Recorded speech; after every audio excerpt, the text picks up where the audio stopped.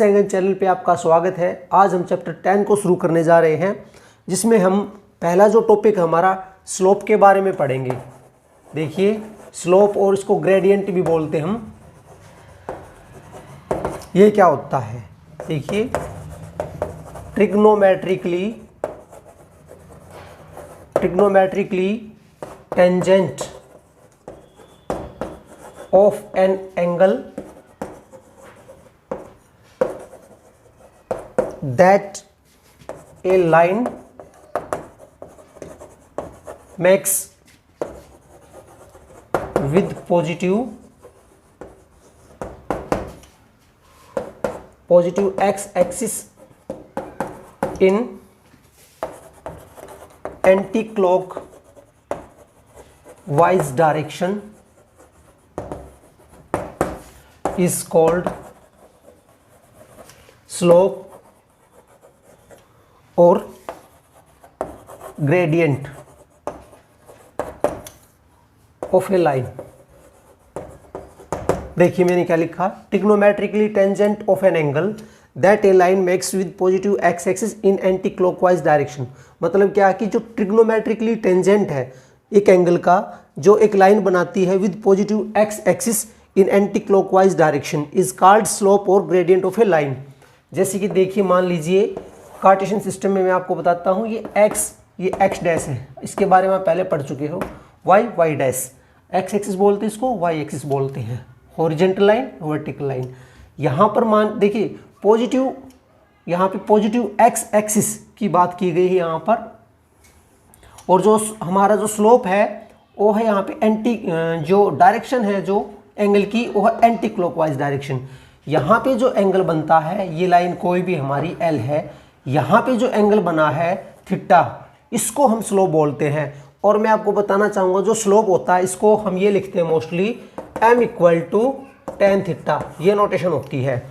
तो ये तो है हमारी बेसिक डेफिनेशन जो आपको अच्छे से समझ में आनी चाहिए, ठीक है। और जो स्लोप होता है उसको हम डिनोट करते हैं m = tan थीटा की फॉर्म में। तो आगे देखिए कंसेप्ट को। जैसे मैंने आपको बताया, यहाँ पर ये लाइन यहाँ पे पॉजिटिव ऑफ एक्स एक्सिस पे यहाँ पे जो एंगल बनता है थीटा, इसी को हम स्लोप बोलते हैं, और इसकी नोटेशन ये होती है m = tan theta.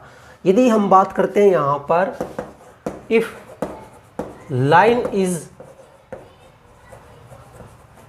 Parallel to X axis, ध्यान दीजिए, तो जो थीटा बनता है यहाँ पे 0 बनता है, मतलब जो स्लोप बनेगा यहाँ पर tan 0 पे 0 होता है, ध्यान रहे आपको। दूसरी बात यहाँ पे है, if line is perpendicular to X axis पे परपेंडिकुलर है, तो थीटा कितने का बनता है? 90 का। आपको ध्यान रहे, तो स्लोप क्या बनता है? स्लोप tan 90 जो होता है हमारा, वो नॉट डिफाइन होता है। तो ये इसके साथ में आपको याद रहे, यदि line parallel to X axis तो हमारा स्लोप 0 होगा। यहाँ पे line perpendicular to X axis है तो स्लोप नॉट डिफाइन। उसके बाद नेक्स्ट देखिए आप, देखिए next concept, slope of a line in term of coordinate of any 2 points. जब आपको 2 पॉइंट्स दे रखे हो तो स्लोप कैसे निकालते हैं? देखिए, हम यहाँ पे कार्टेशियन सिस्टम पे आपको बताएंगे।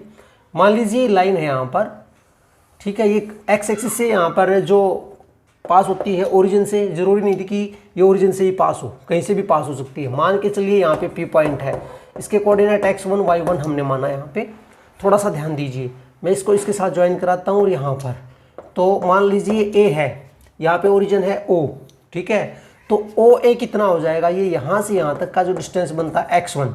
सिमिलरली यहाँ पे M है, ठीक है। थोड़ा सा ध्यान दीजिए, जो AP है, देखिए मैं यहाँ पे लिख देता हूँ कि जो OA है इसकी वैल्यू है x1, और जो PM है यहाँ पर देख सकते हैं आप, यहाँ से यहाँ तक का, ठीक है, इसकी जो वैल्यू y के अकॉर्डिंग y1 है।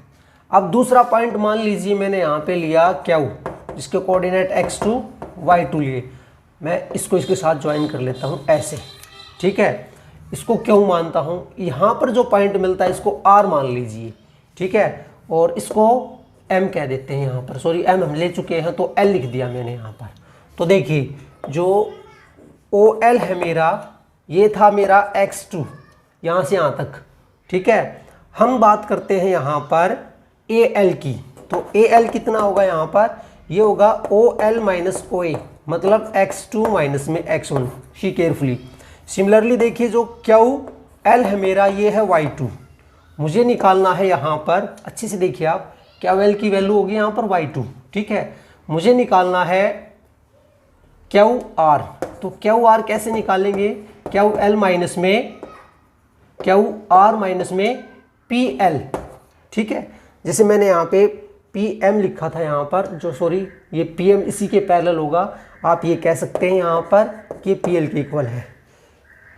जो पी एम है, एक मिनट जस्ट ए मिनट, ये पी एम गलत लिखा मैंने यहाँ पर, पी एम तो ये तो एक्चुअल में पी एम की वैल्यू तो इसके इक्वल हो जाती है। यहाँ पर हम बात करते हैं पी ए, यहाँ पर ए आएगा, P A equal to L R, जो मैंने लिखा है यहाँ पर आर एल, ये कह सकते हैं आप यहाँ पर आर एल के इक्वल होगा। तो अब देखिए ये था y2, ये माइनस y1, अच्छे से देखिए क्यू आर की वैल्यू मुझे मिल गई। यहाँ पर मान लीजिए ये एंगल मिलता मेरा थीटा, तो जैसे मैंने आपको बताया m equal to tan theta होता था हमारा स्लोप, ठीक है। तो इसके अकॉर्डिंग में जो टेन निकालना है, टेन क्या होता है देखिए मैं यहाँ पे बताना चाहूँगा। ट्रायंगल है क्यू एम आर, मैं लिखता Q R by R M, base sorry perpendicular by base, तो ये बनता है टेन थीटा। तो क्यू आर की वैल्यू थी यहाँ पर, देखिए क्यू आर हमने जैसे आपको बताया y2 माइनस y1, और आर एम कितना है यहाँ पर आप देख सकते हैं, आर एम ये था आर एम, ये था मेरा x2 minus x1, that is equal to tan theta, और टेन थीटा को आप m लिख सकते हैं।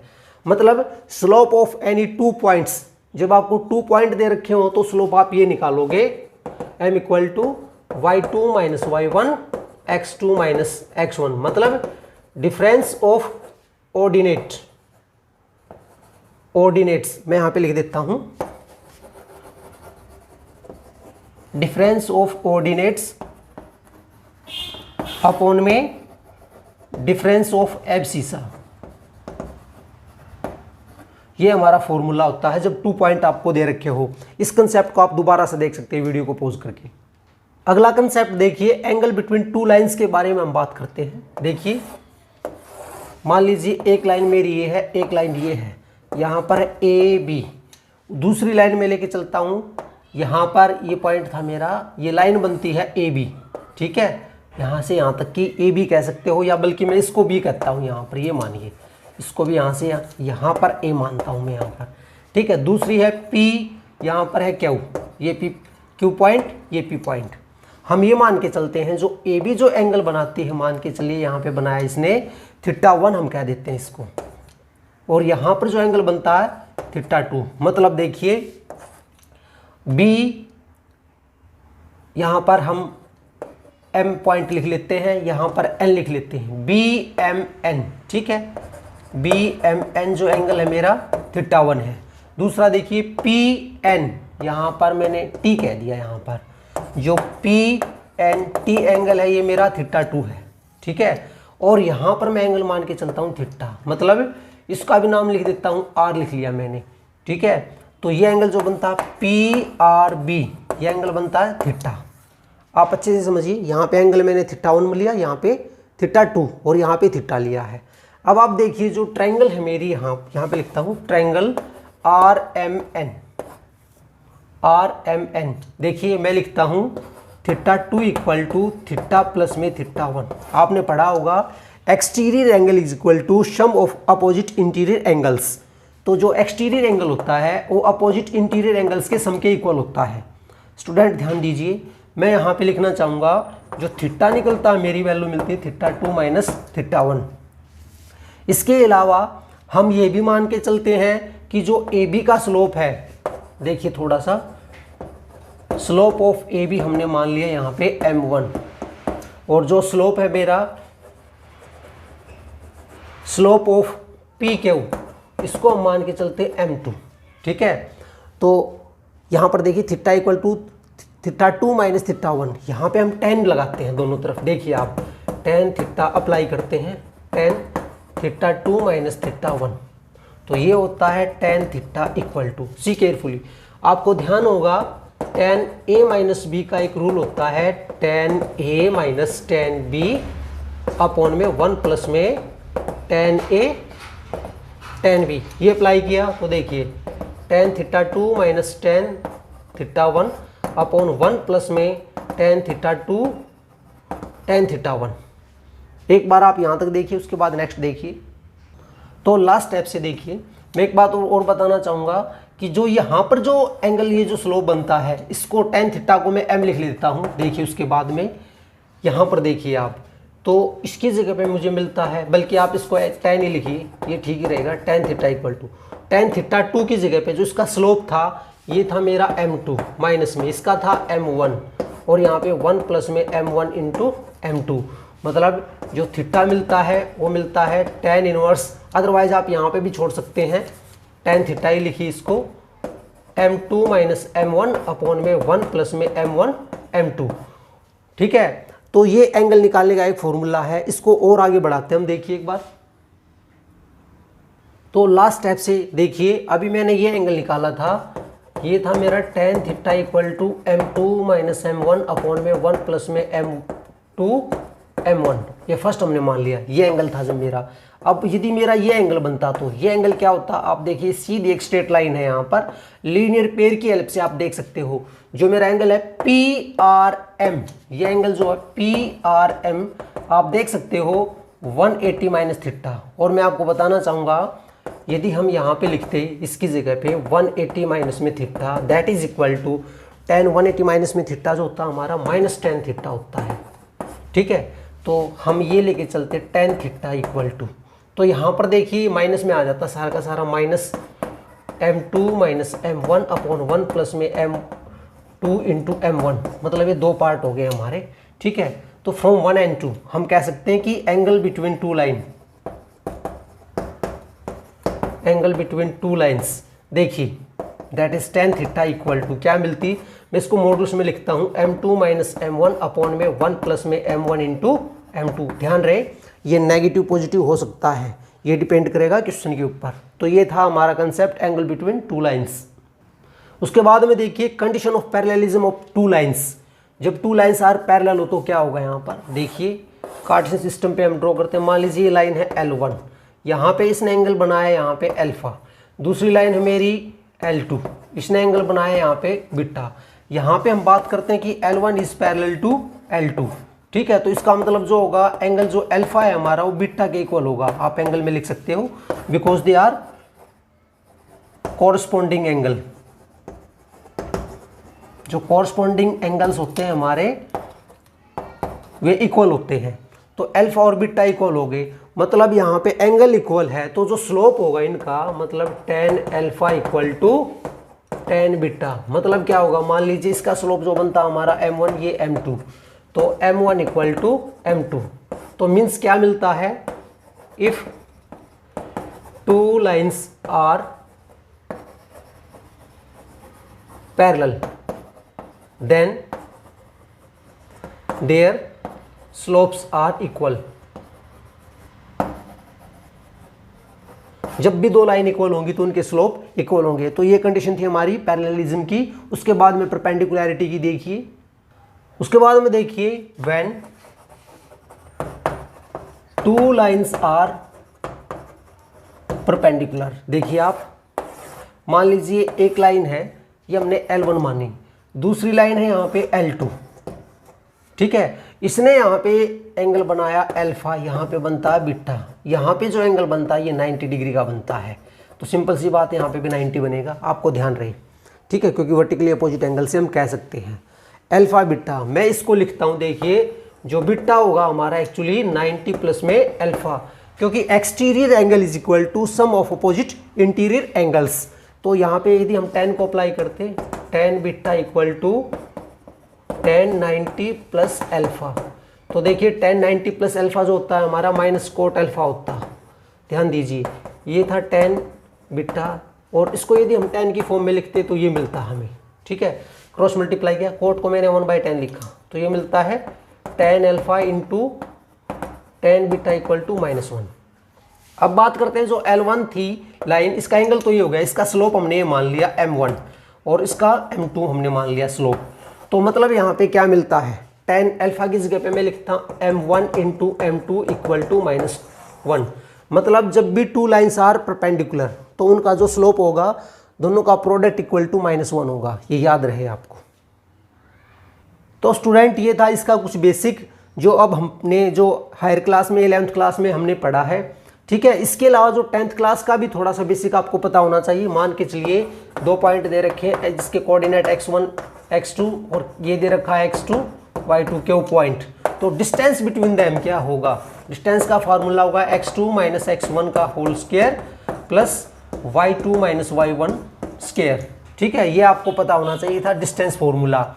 इसके अलावा मान के चलिए यहाँ पर भाई 3 पॉइंट दे रखे x1 y1, क्या दे रखा है x2 y2, कोऑर्डिनेट इसके ये है, और r दे रखा है x3 y3।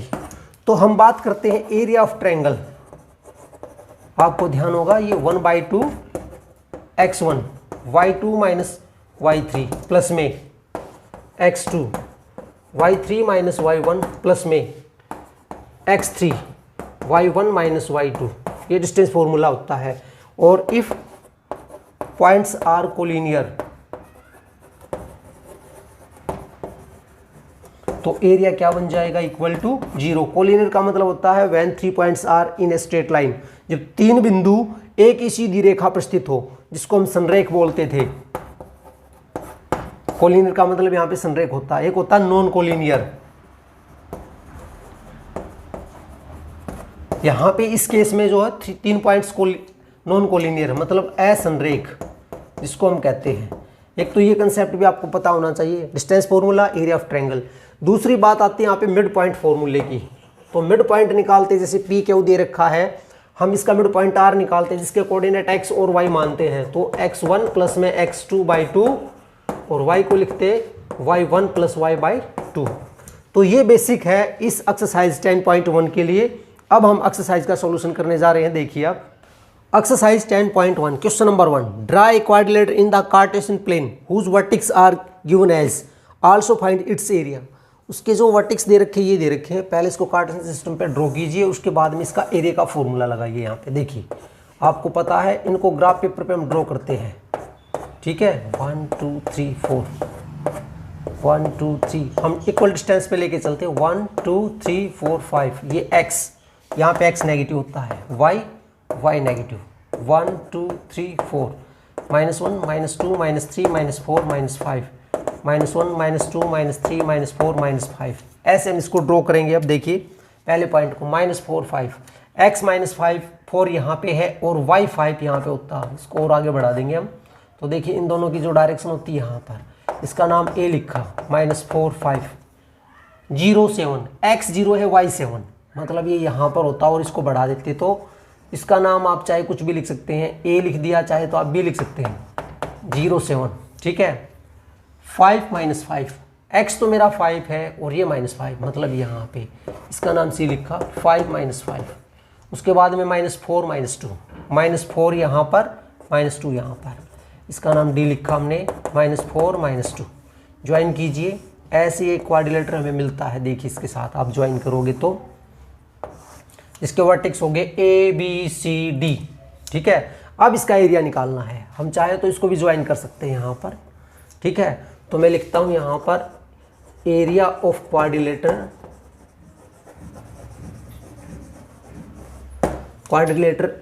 ABCD equal to area of triangle. देखिए ABC, पहले हम ABC का एरिया निकालेंगे प्लस में एरिया ऑफ ADC। अभी जो फॉर्मूला आपको बताया गया था एरिया ऑफ ट्रायंगल का, मैं फॉर्मूला लिख देता हूँ, 1/2 x1 y2 minus y3 plus में x2। देखिए यहाँ पर y3 माइनस y1 प्लस में x3 y1 माइनस y2। ऐसे इस फॉर्मूले को अप्लाई करना है आपको। मैंने अब ये फॉर्मूला बताया है आपको, ठीक है। अब देखिए इस फॉर्मूले के अकॉर्डिंग हम पहले ABC की बात करते हैं, ABC। तो देखिए यहाँ पर x1 जो है मेरा -4 है, तो पहले हम ABC पे अप्लाई करते हैं। ABC पे x में लिखा मैंने यहाँ पे, आप देखिए y2 यहाँ पर है जो हमारा 7 है, माइनस y3 तो प्लस 5 हो गया। आप चेक कर सकते हैं इसको अच्छे से। प्लस x2 यहाँ पे 0 है, देख लीजिए आप, ठीक है। उसके बाद में हमें y3 माइनस y1, ये y3 है मेरा माइनस 5 और y1 है यहाँ पे प्लस 5, आप चेक कर सकते हैं। प्लस x3 मेरा यहाँ पर 5 है, देखिए आप। y1 है 5 और y2 माइनस 7 ब्रैकेट। पहले पे हमने ABC के कोऑर्डिनेट लेके चला, हमें वर्टेक्स यहाँ पर आप देख सकते हैं ABC। अब बात करते हैं ADC की। ADC शी केयरफुली 1/2 कैलकुलेट कर रहे हैं, फॉर्मूले कोई सी को यूज़ करेंगे। x1 देखिए -4, हम बात करते हैं y2 माइनस y3। y2 है यहाँ पर देखिए -2 और y3 है यहाँ पर -5 तो प्लस 5 हो गया। प्लस उसके बाद में x2 देखिए यहाँ पर -4 है तो माइनस लिखा। y3 है -5 और y1 है यहाँ पे +5, सॉरी -5 ही हो गया। प्लस उसके बाद में देखिए यहाँ पर x3 ये है 5, y1 5 माइनस y2 +2 हो गया यहाँ पे माइनस, ठीक है। उसके बाद आप कैलकुलेशन कीजिए, यहाँ पे देखिए 12 हो गए -48, आप चेक कर सकते हैं। प्लस आगे वाला 0 हो गया। यहाँ पे देखिए अच्छे से देखिए आप, ये हो गया -2, मतलब यहाँ पर मिलता है 0 तो था ही, -10 आप देख सकते हैं, ठीक है। उसके बाद देखिए +1/2, यहाँ पर देखिए -2 + 5 था तो +3 हो गया, यहाँ पे -12, यहाँ पे देखिए ये -10 हो गया, -40 +40 हो गया यहाँ पे, आप अच्छे समझिए। प्लस देखिए यहाँ पर 7 पंजे 35, आप देख सकते हैं। तो बात रहती है कैलकुलेशन की, माइनस यहाँ पे लिख रहा हूँ 1/58, ये भले ही माइनस में है, +1/2 देखिए यहाँ पर ये क्या मिलता है यहाँ पे 3, देख सकते हैं आप, इसमें सब्ट्रैक्ट किया तो यहाँ पर, ठीक है। और उसके बाद में देखिए यहाँ पे 2 रह गया, मतलब 63, तो ये मिलता है 58/2, क्योंकि यहाँ पे मॉडुलस था, प्लस में 63/2, आप देखिए ये हो गया 29, देख सकते हैं आप इसको, ठीक है। 2 से 3 हो गया यहाँ पर, और यहाँ पर 1.5 मतलब 60.5, ये इसका रिक्वायर्ड आंसर है। कैलकुलेशन को एक बार आप दोबारा चेक कर सकते हैं, दैट्स ऑल। क्वेश्चन नंबर 2 देखिए, the base of an equilateral triangle with side 2a lies along the y axis such that the mid point of the base is at the origin, find the vertex of the triangle. देखिए ये हमने Cartesian system को draw किया question के according. The base of an equilateral triangle, equilateral triangle का मतलब होता है समबाहु त्रिभुज जिसकी सभी साइड्स इक्वल होती हैं। Base of an equilateral triangle with side 2a lies along the y axis such that mid point of the base is at the origin, जो इसका बेस है वो लाई करता है y एक्सिस पे, ये y डैश, और इसका जो मिड पॉइंट है वो दे रखा है यहाँ पे ओरिजिन, ठीक है। ये साइड 2a, ठीक है, यहाँ से लेके यहाँ तक की जो साइड है इसकी लेंथ भी 2a ही है। यहाँ पर हमने यहाँ पर a लिखा, ये b लिखा, ये c, यदि हम इसको ही साइड भी लिख दे तो ड्रॉ करते तो देखिए क्या मिलता हमें, ये इसका नाम मैंने c लिख दी, a b c हो चुका तो इसको मैंने d लिख दिया यहाँ पर, आप इसको अच्छे से देख सकते हैं। यहाँ पे ओरिजिन है, मिड पॉइंट इसका दे रखा है, हमें find the vertex of the triangle, इसके ट्रायंगल्स के जो हमारे ट्रायंगल्स हैं इसके वर्टेक्स निकालने, a b c d इनकी वैल्यू निकालनी है।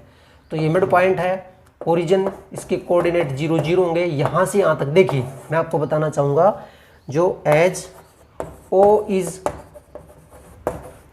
मिड पॉइंट ऑफ BC का मिड पॉइंट है, मतलब जो BO इक्वल टू OC है उसकी लेंथ a होगी, मतलब यहाँ तक a है, ये a है, आप चेक कर सकते हैं, ठीक है। उसके बाद में देखिए सबसे पहले मैं इसकी हाइट निकालता हूँ। तो देखिए इन ट्रायंगल AOB आप अच्छे से समझिए, यहाँ पे एंगल का जो है हमारा ये 90 डिग्री का एंगल बनता है, ठीक है। ये बनता है मेरा बेस, चाहे आप इसको बेस कह लीजिए, ठीक है। वैसे तो बेस यहाँ पर लाई कर रहा है, तो ये बेस है, ये परपेंडिकुलर है, और इसको हाइपोटेन्यूस बाय तो मैं देखिए बाय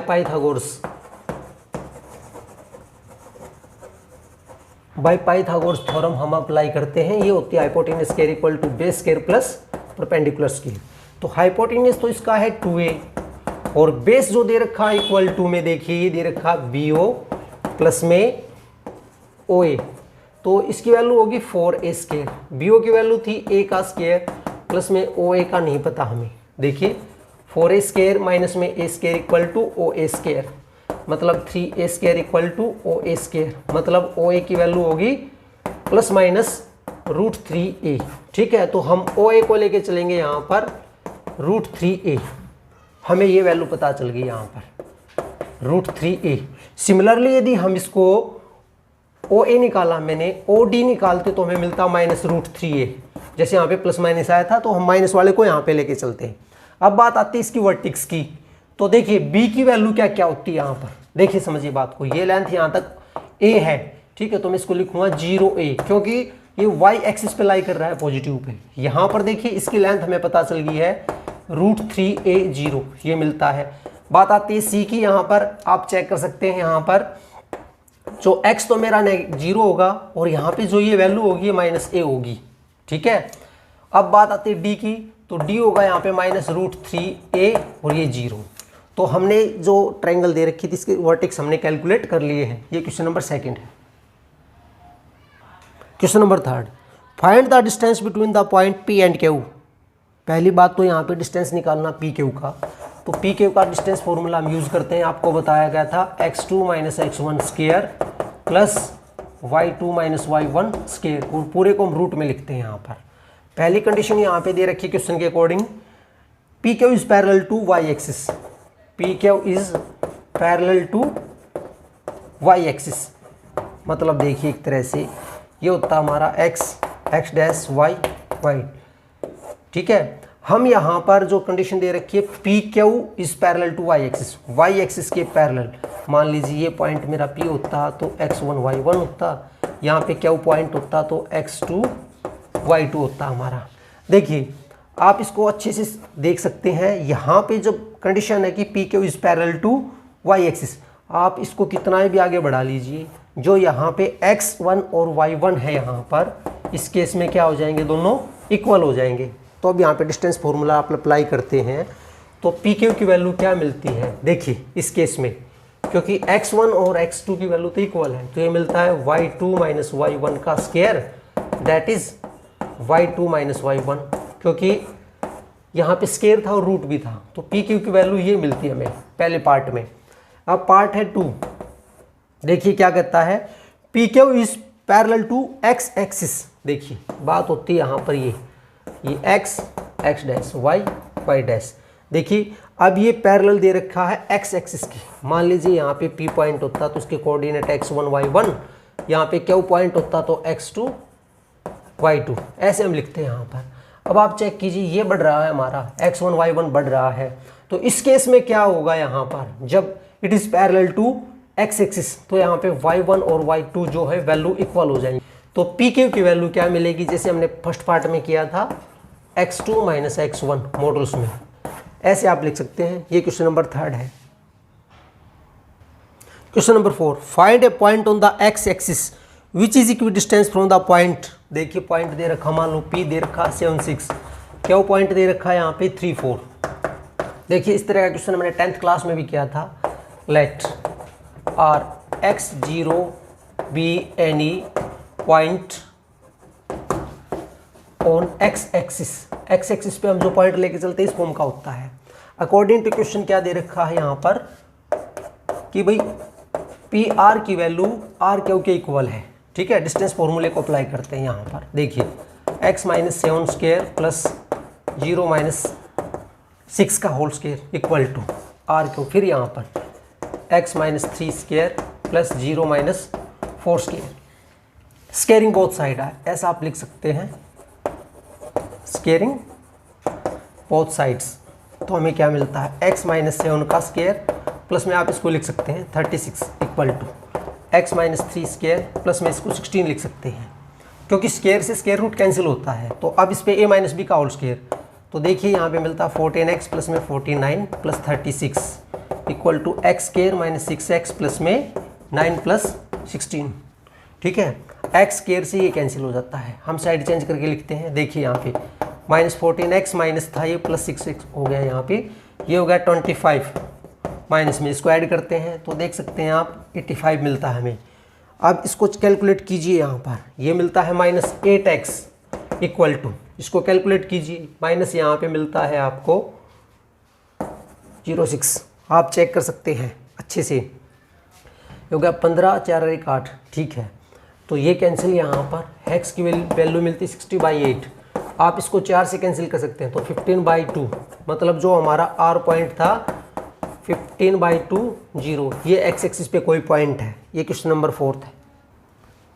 क्वेश्चन नंबर 5 देखिए, find the slope of a line which passes through the origin, origin से पास होता है, मतलब ओरिजिन के कोऑर्डिनेट होंगे 0 0, ठीक है।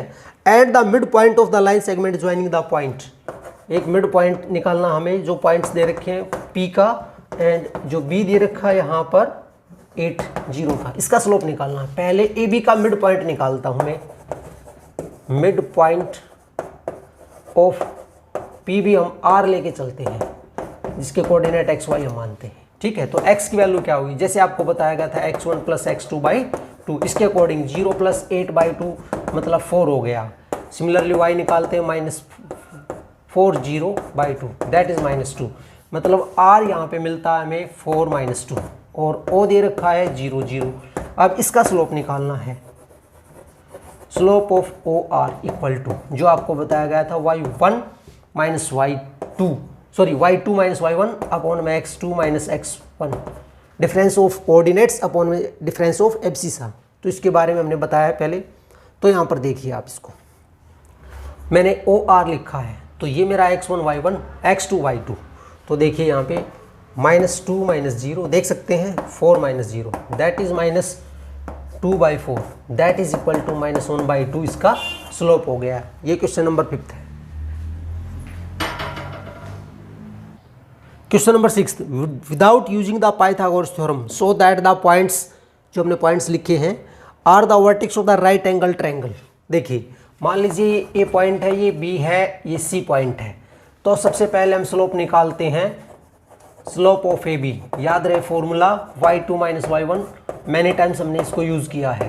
तो इसके अकॉर्डिंग देखिए यहाँ पे x1 y1 x2 y2, तो देखिए 5 - 4 3 - 4 that is equal to 1 - 1 that is -1। उसके बाद में हम BC का स्लोप निकालते हैं, यही formula x1 y1 x2 y2, तो -1 - 5 हो गया। चेक कीजिए यहाँ पे, फिर देखिए -1 - 3 दैट इज -6/-4, कैंसिल किया इसको, हमें मिलता है यहाँ पे 3/2, ठीक है। उसके बाद में आप चाहे तो AC लिख सकते हो या CA, इससे कोई फर्क नहीं पड़ता। देखिए यहाँ पर इसको हम सब्ट्रैक्ट करते हैं, 4 + में 1 हो गया, यहाँ पे 4 + 1 दैट इज इक्वल टू 1 मिलता है। तो अब आप देखिए यहाँ पे slope of AB equal to slope of CA, sorry थोड़ी सी गलती की मैंने, इसका प्रोडक्ट हम निकालते हैं। इसको मैं यदि M1 मानता और इसको M2, तो देखिए M1 × M2 क्या मिलता हमें, -1 equal to multiply 1 equal to -1, मतलब क्या होगा यहाँ पे AB and AC intersect at 90 degree, that is मैं लिखता यहाँ पे AB and CA intersect at 90 degree, that is ABC is a right angled triangle. ये हमारा क्वेश्चन नंबर 6 है, दोबारा से आप चेक कर सकते हैं। Question number 7, find the slope of a line which makes an angle of the 30 degree with the positive direction of the y axis measured anti clockwise. देखिए यहाँ पे जो एंगल बनता है वो दे रखा 30 डिग्री का, वाई जो यहाँ पे आप चेक कर सकते हैं 90 डिग्री बनता है, क्योंकि एक दूसरे को यहाँ पे 90 पे इंटरसेक्ट करते हैं, क्वाड्रेंट जो हमारे होते हैं। यहाँ पे जो क्वेश्चन के अकॉर्डिंग जो एंगल दे रखा है वो दे रखा है आपको 30 डिग्री का, आप चेक कर सकते हैं। एंटी क्लॉकवाइज इसकी डायरेक्शन होगी यहाँ पर ऐसे, ठीक है।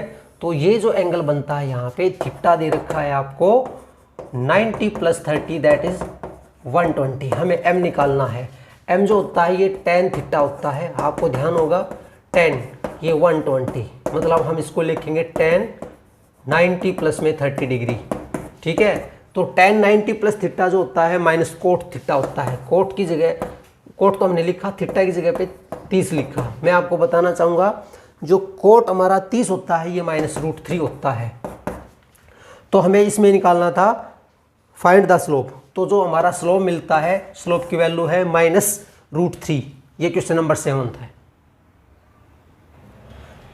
क्वेश्चन नंबर 8 देखिए, find the value of x for which the point x -1, 2, 1 and 4, 5 are collinear.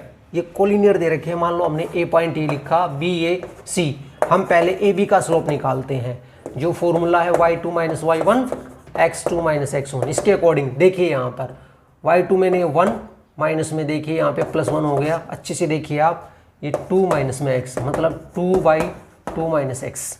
उसके बाद मैं bc का स्लोप निकालता हूँ। देख सकते हैं आप, 5 - 1 हो गया, 4 - 2 हो गया, दैट इज 4/2, दैट इज 2। देखिए यहाँ पे as A B C are collinear, ठीक है, कोलिनियर हमें दे रखा है। दैट इज मैं लिख सकता हूँ कि slope of A B equal to slope of B C. तो देखिए 2/2 - x equal to 2/1। Cross multiply कर दीजिए आप इसके साथ में। चाहे तो यहाँ से 2 को 2 कैंसिल कर सकते हैं और अब इसको मल्टीप्लाई कर सकते हैं 1 ये और ये एज इट इज़ लिखा हमने। तो मतलब 2 - x इक्वल टू 1 हो गया। यहाँ पर हम ऐसा करते हैं 2 - 1 इक्वल टू x, तो x की वैल्यू 1 मिलती है। आप इसको अच्छे से चेक कर सकते हैं। Question number 9, without using the distance formula so that the point A B C D are the vertex of the parallelogram. ये हमें प्रूव करना कि these are the vertex of parallelogram. एक समानांतर चतुर्भुज के पैरेलल जो वर्टेक्स है ये आपको प्रूव करने हैं। देखिए क्वेश्चन नंबर 1 की तरह हम इसको ड्रॉ करते हैं पहले, फिर उसके बाद में हम स्लोप का कंसेप्ट यूज़ करेंगे और फिर देखेंगे कि ये वर्टेक्स पैरेललोग्राम के हैं या नहीं। देखिए यहाँ पर 1 2 3 4 5, 1 2 3 4, -1 -2 -3 -4 -5, -1 -2 -3 -4। ठीक है, पहले -2 -1, -2 यहाँ पे, -1 यहाँ पर। तो ए पॉइंट लिखा -2 -1। बी पॉइंट 4 0 यहाँ पर हो गया, बी पॉइंट 4 0। ठीक है, सी 3 and 3 यहाँ पे, यहाँ पर सी पॉइंट ये हो गया 3 3। ठीक है, डी -3 2, -3 यहाँ पर है, 2 यहाँ पर है, ये हो गया डी -3 2। इसको ज्वाइन कीजिए, ये बनता है। और उसके बाद में हमें बी ए पॉइंट था, ये था, और ये। पहली बात तो शेप आप देख सकते हैं, ये एक तरह से पैरेललोग्राम दिखाई दे रहा है, बट हम इसको यही नहीं कह देंगे कि पैरेललोग्राम बन गया। अब हम स्लोप निकालते हैं। देखिए स्लोप ऑफ ए बी, जो इस फॉर्मूले को यूज़ करेंगे बार बार। देखिए यहाँ पर ए बी का स्लोप हम निकालते हैं, तो इसके अकॉर्डिंग यहाँ पे 4 0 था, 0 + 1 हो गया, माइनस आप देख सकते हैं 4 + में 2, दैट इज़ 1/6। उसके बाद में देखिए आप बी सी का स्लोप निकालिए। देखिए बी सी का स्लोप हमें क्या मिलता है यहाँ पर, 3 - 0 और 3 - 4, दैट इज़ 3/3 हो गया यहाँ पर। मतलब ए बी और बी सी का स्लोप डिफरेंट है। आप देख सकते हैं as slope of A B is not equal to slope of B C, that is A B C are non collinear. ठीक है, ये नॉन कोलिनियर हो गया यहाँ पर। ये आपको चेक करना बहुत जरूरी हो सकता था, तीनों एक ही लाइन पे होते हैं, तो नॉन कोलिनियर हो गया। सिमिलरली हम यहाँ पे चेक करते, ए डी का स्लोप निकालते, स्लोप ऑफ ए डी। देखिए आप किसी को भी x1 y1 मान सकते हैं, मैं यहाँ पे लेके चलता हूँ, -1 -2। देखिए -2 + में 3, दैट इज -3/1, दैट इज -3 मिलता है। उसके बाद में सी डी का स्लोप निकालिए, सी डी का स्लोप हम निकालते हैं, तो 3 + में 2 हो गया यहाँ पे, आप देख सकते हैं, और 3 - 3 हो गया, मतलब 5/ यहाँ पे 6 मिलता है। इसको आप चेक कर सकते हैं अच्छे से। तो अब इसके बाद में देखिए स्टूडेंट, थोड़ी सी मिस्टेक की हमने सी डी में। देखिए यहाँ पे 3 - 2 होना चाहिए था, जो बाय मिस्टेक मैंने यहाँ पे प्लस कर दिया, मतलब 1/6। यहाँ पे भी आप चेक कर सकते हैं कि A C D are non collinear, ये आपको चेक करना बहुत ज़रूरी है। उसके बाद में हमें तो पैरेललोग्राम की बात करनी है यहाँ पर। अब आप देखिए, मैं यहाँ पे लिखता हूँ, जो स्लोप ऑफ ए बी है देखिए स्लोप ऑफ ए बी हमारा 1/6 है और स्लोप ऑफ सी डी के इक्वल है। सी डी का जो स्लोप है ये इसके इक्वल आप देख सकते हैं, जो मैंने यहाँ पे कैलकुलेट किया है।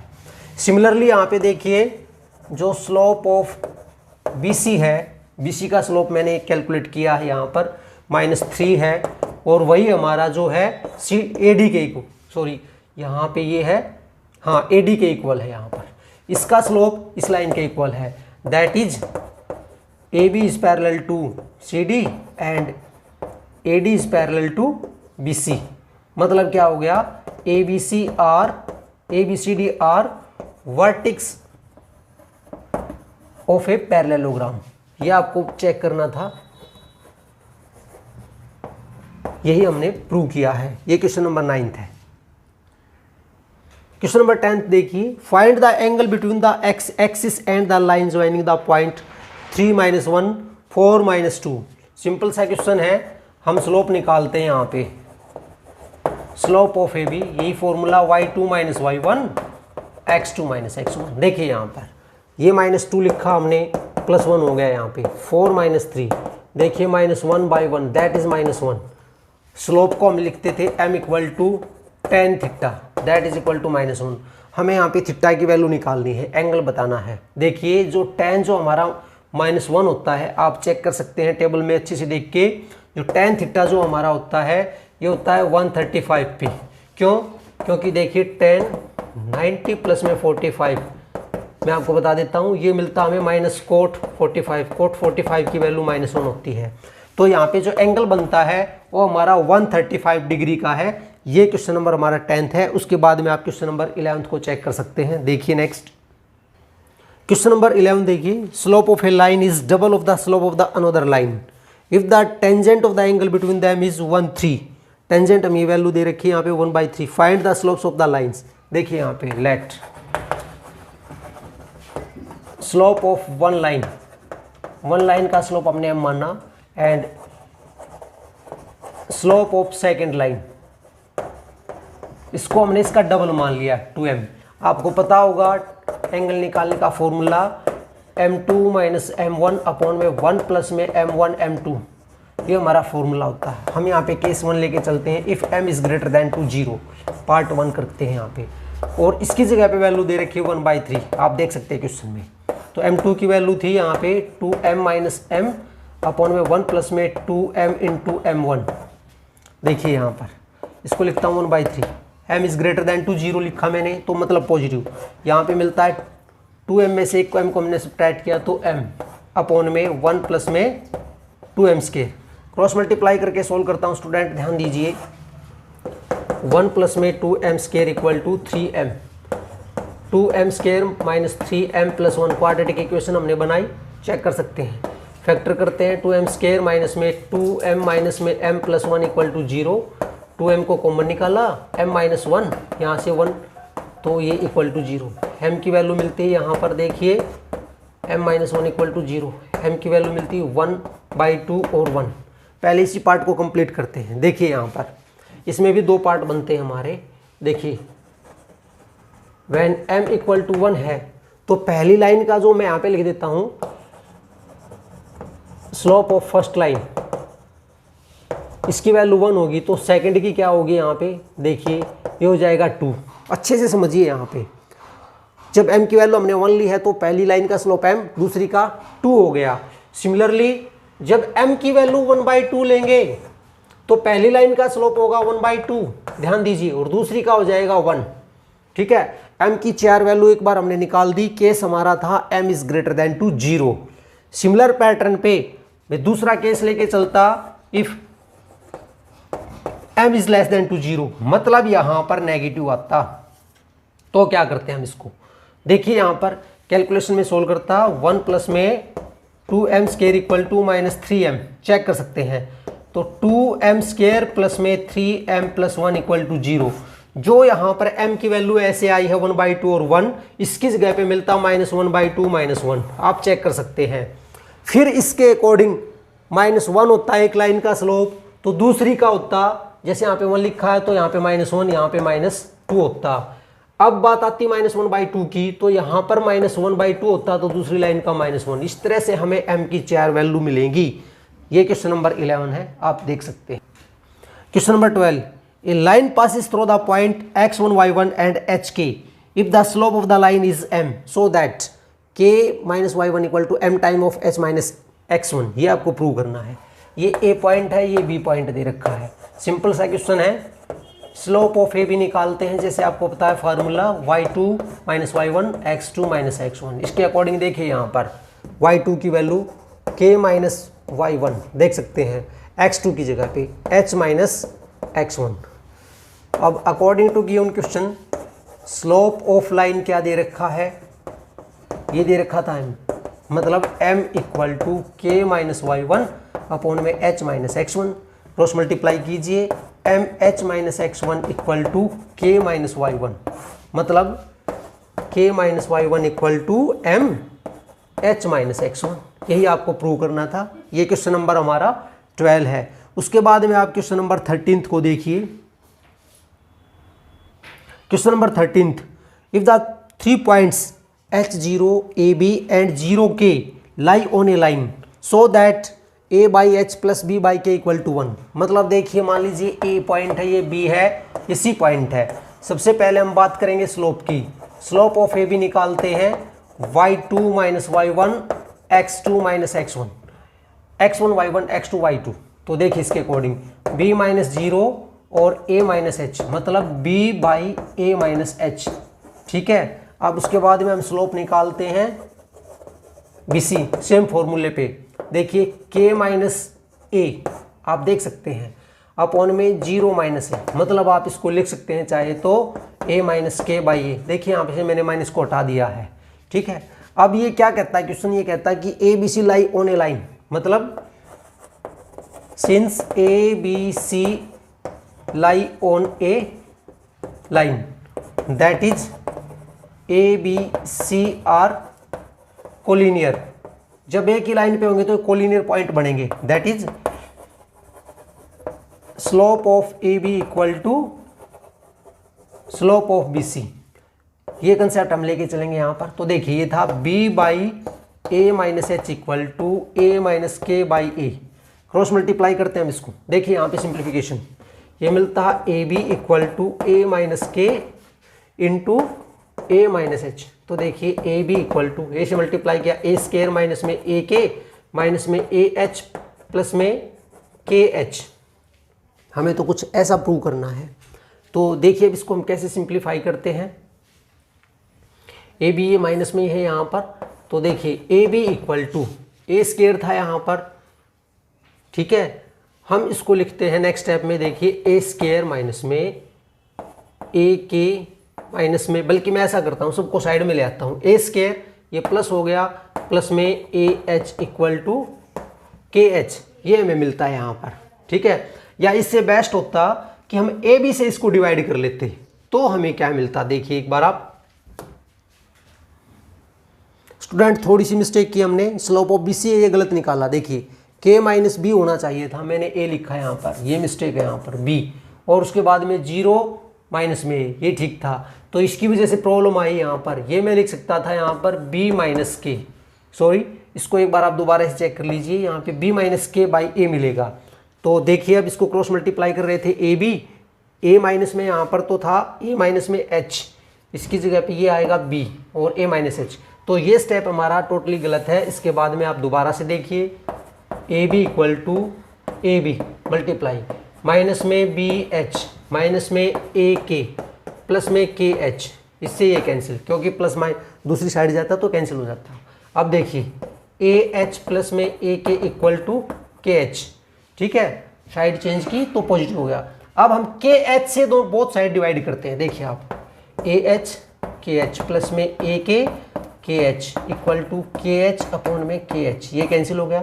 यहाँ पर देखिए एच से एच कैंसिल, यहाँ पर के से के कैंसिल। तो हमें क्या मिलता है एक्चुअली, आप देखिए ए बाई के प्लस में ए बाई एच इक्वल टू 1। बहुत यहाँ पर ए को कॉमन निकाला, 1 बाई के प्लस में 1 बाई एच इक्वल टू 1, मतलब 1 बाई के प्लस में 1 by h equal to 1 by a. यही आपको प्रूव करना था। यहाँ पे एक मिस्टेक और हुई है, यहाँ पर थोड़ी सी मिस्टेक, यहाँ पे एक्चुअली बी आएगा, सॉरी ये बी था यहाँ पर, अब इसकी ज़रूरत नहीं थी। यहीं पे हमारा क्वेश्चन फिनिश हो चुका है। एक बार कैलकुलेशन को आप प्लीज़ अपने आप से दोबारा चेक कर लीजिए। क्वेश्चन नंबर 14 देखिए, consider the following population and the year graph. इस साइड में तो पॉपुलेशन दे रखी है, ईयर दे रखी है हमें। Find the slope of the line A B. सबसे पहले तो हम स्लोप निकालते हैं ए बी का। देखिए यहाँ पे slope of line A B, देखिए यहाँ पर पॉइंट ए है, इसमें जो दे रखा है पहले ईयर को लिखा गया है 85 पे, यहाँ पे 92 है। बी पॉइंट यहाँ पे है, देखिए 195 और ये 97, आप चेक कर सकते हैं। तो फॉर्मूला आपको पता है y2 माइनस y1, तो 97 माइनस 92 अपॉन में 195 माइनस में 1985, ये देखिए 5/10 मिलता है, दैट इज़ 1/2। पहला पार्ट कंप्लीट। उसके बाद में देखिए एंड यूजिंग इट, इसको यूज करते हुए find what will be the population in the year 2010। 2010 में कितनी पॉपुलेशन होती है आपको कैलकुलेट करना है। इसे हमने सी मान लिया, ये 2010 और इसकी पॉपुलेशन हमने वाई मान ली। लेट जो पॉपुलेशन है, पॉपुलेशन भी वाई हमने मान ली। तो अब हम स्लोप निकालते हैं, बीसी का स्लोप यहाँ पे वही फॉर्मूला देखिए, आप देख सकते हैं y माइनस 97 अपॉन में 2010 माइनस में 1995 देख सकते हैं। तो y माइनस 97 इसको सब्ट्रैक्ट करते हैं तो यहाँ पे 5 मिलता है, आप चेक कर सकते हैं, बल्कि 15 मिलेगा, थोड़ी सी मिस्टेक की हमने सब्ट्रैक्ट किया तो ठीक है। अब देखिए आप अकॉर्डिंग टू क्वेश्चन